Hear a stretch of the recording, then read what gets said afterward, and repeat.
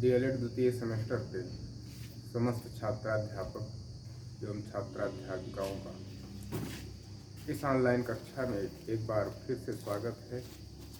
और हम लोग जो इस समय हिंदी विषय में अध्ययन कर रहे हैं वह है सर्वनाम।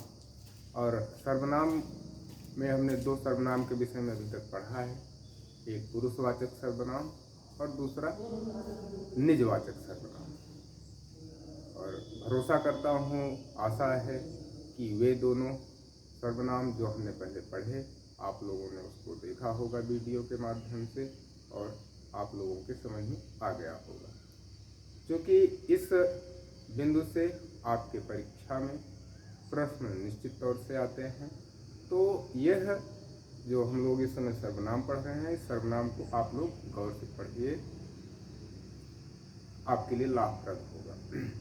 आज हमने पहले पढ़ा पुरुषवाचक सर्वनाम, उसके बाद निजवाचक सर्वनाम, और अब हम निश्चयवाचक सर्वनाम की तरफ चल रहे हैं। निश्चयवाचक सर्वनाम के विषय में हम बता दें, नाम से ही पता है, निश्चय का मतलब निश्चित होता है। जिस सर्वनाम के माध्यम से किसी वस्तु, व्यक्ति या स्थान की निश्चितता का बोध होता है वह निश्चयवाचक सर्वनाम कहा जाता है। एक बार फिर से, जिस सर्वनाम शब्दों के माध्यम से किसी व्यक्ति, वस्तु या स्थान की निश्चितता का बोध होता है वह निश्चयवाचक सर्वनाम के अंतर्गत आता है। अब हम निश्चयवाचक सर्वनाम के कुछ उदाहरण पढ़ेंगे और देखेंगे कि कैसे निश्चयवाचक सर्वनाम इसमें है। देखते हैं। सबसे पहले उदाहरण हम देखते हैं कि यह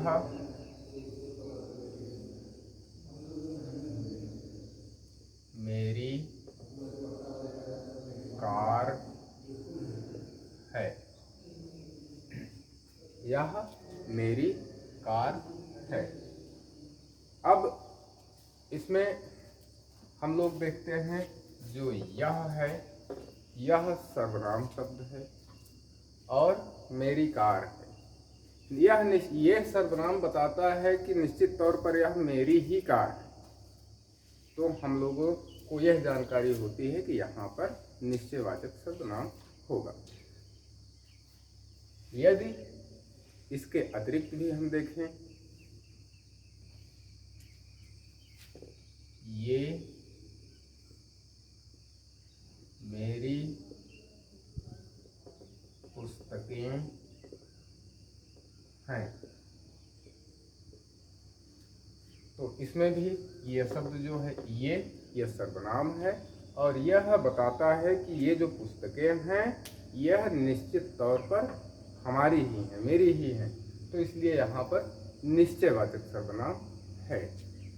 इसको बहुत ज़्यादा समझने में आप लोगों को समस्या नहीं आनी चाहिए। एकदम आसान तरीके से हम लोग समझ सकते हैं कि जहाँ पर किसी वस्तु, व्यक्ति या स्थान की निश्चितता का बोध सर्वनाम शब्दों के माध्यम से होता है वहाँ पर निश्चयवाचक सर्वनाम होता है। अब हम उम्मीद करते हैं कि निश्चयवाचक सर्वनाम आप लोग समझ गए होंगे। और इसके पश्चात तीसरे नंबर के बाद चौथे नंबर पर हमारा आता है अगला सर्वनाम, और जिसका नाम है अनिश्चयवाचक सर्वनाम।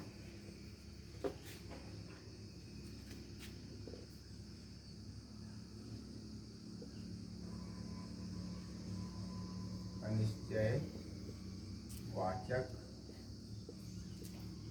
सर्वनाम।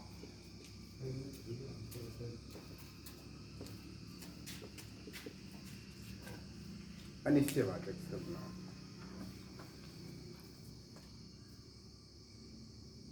ऐसे सर्वनाम शब्द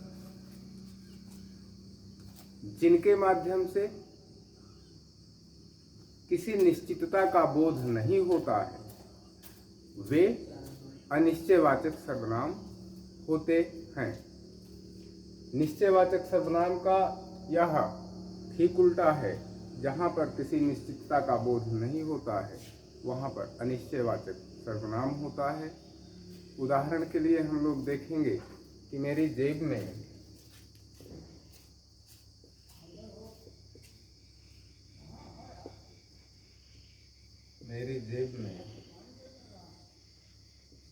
कुछ पैसे हैं।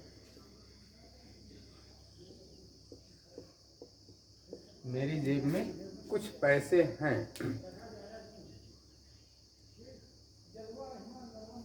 कितने पैसे हैं यह निश्चित नहीं।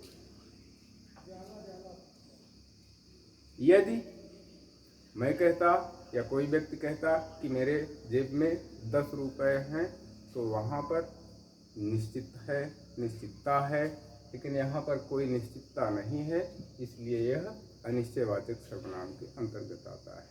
तो कहने का तात्पर्य यह है कि जिन सर्वनाम शब्दों के माध्यम से कहीं कोई वस्तु, व्यक्ति या स्थान की निश्चितता का बोध नहीं होता है वहाँ पर अनिश्चयवाचक सर्वनाम होता है।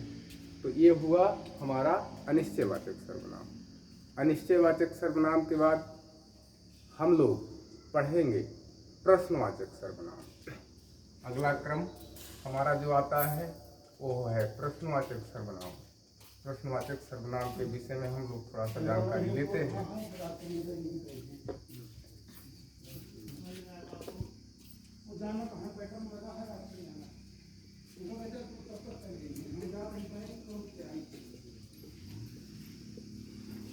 प्रश्नवाचक सर्वनाम। प्रश्नवाचक सर्वनाम का मतलब जहां पर सर्वनाम शब्दों के माध्यम से प्रश्न किया जाता है वहाँ पर प्रश्नवाचक सर्वनाम होता है। प्रश्न का मतलब ही होता है प्रश्न पूछना। तो प्रश्नवाचक सर्वनाम का तात्पर्य ही यही है कि जिन शब्दों का प्रयोग किसी वस्तु, व्यक्ति आदि के बारे में सवाल पूछने या उसके विषय में जानने के लिए किया जाता है उन शब्दों को प्रश्नवाचक सर्वनाम कहते हैं। प्रश्नवाचक सर्वनाम में प्रश्न किया जाता है उन शब्दों के माध्यम से, सर्वनाम शब्दों के माध्यम से। तो हम लोग देखेंगे कि इसका कुछ उदाहरण देखेंगे समझने के लिए। यदि उदाहरण देखा जाए तो देखते हैं कि देखो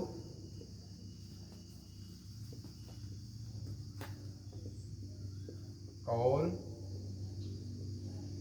आया। देखो कौन आया। अब यहाँ पर हम लोग यह देखते हैं कि प्रश्न किया जा रहा है और सर्वनाम शब्दों के माध्यम से किया जा रहा है, तो इसलिए यहाँ पर प्रश्नवाचक सर्वनाम होगा। यह शब्द सर्वनाम शब्द है और इसी के माध्यम से प्रश्न किया जा रहा है, इसलिए यह प्रश्नवाचक सर्वनाम के अंतर्गत आता है। इसके अतिरिक्त देखेंगे आपने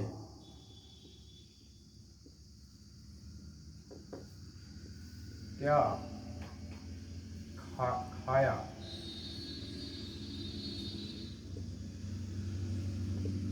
आपने क्या खाया। तो यहाँ पर भी देखते हैं, यहाँ पर भी देखा जा रहा है कि प्रश्न किया जा रहा है और सर्वनाम शब्दों के माध्यम से ही प्रश्न किया जा रहा है, इसलिए यहाँ पर भी प्रश्नवाचक सर्वनाम होगा। ये हमारे 5 सर्वनाम हुए। इसके बाद सबसे अंतिम पायदान पर जो हमारा आपका सर्वनाम आता है उसे कहते हैं संबंधवाचक सर्वनाम। संबंधवाचक सर्वनाम के विषय में हम थोड़ा सा जानकारी लेते हुए इस बिंदु को समाप्त करेंगे और फिर आगे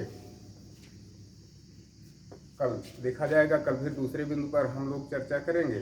तो संबंधवाचक सर्वनाम क्या है, कैसे है, इसके विषय में जानेंगे।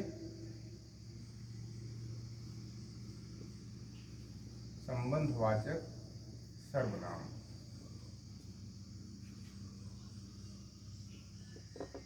यह संबंधवाचक सर्वनाम। जिन सर्वनाम शब्दों के माध्यम से किसी व्यक्ति, वस्तु या स्थान के संबंध को प्रकट किया जाता है, वहाँ पर संबंधवाचक सर्वनाम होता है।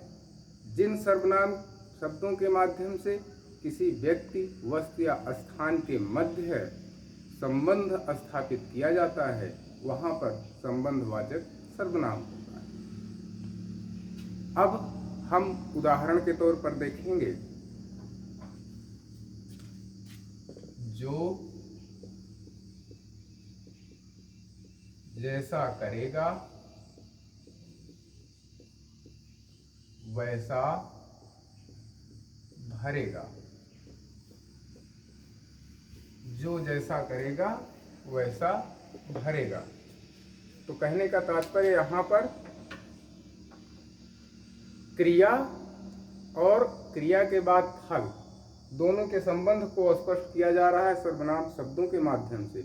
जो जैसा करेगा वैसा भरेगा, तो यहाँ पर संबंध स्थापित किया जा रहा है, इसलिए यह संबंधवाचक सर्वनाम के अंतर्गत आता है। इसके अतिरिक्त हम लोग देखेंगे, जैसा बोओगे वैसा काटोगे। आप जिस तरह का कर्म करोगे उस तरह का फल पाओगे। तो यहाँ पर एक दूसरे से संबंध स्थापित किया जा रहा है, इसलिए यह संबंधवाचक सर्वनाम के अंतर्गत आता है। तो अब हम लोगों ने जितने भी सर्वनाम, 6 प्रकार के सर्वनाम जो हैं उसको पढ़ा, और एक बार हम आप लोगों से फिर कहेंगे कि पिछले वीडियो को भी आप देख करके और इसको भी देख करके पूरे सर्वनाम को आप ध्यान से पढ़ लीजिएगा, देख लीजिएगा। इसमें से आपके परीक्षा में निश्चित है प्रश्न पूछे जाएंगे और हर वर्ष पूछे भी जाते हैं। तो इसलिए इसको आप लोग ध्यान से देखेंगे, पढ़ेंगे और अपने समस्त साथियों को भी बताएंगे। और अब हम अगली कक्षा में फिर आपसे मिलेंगे, तब तक के लिए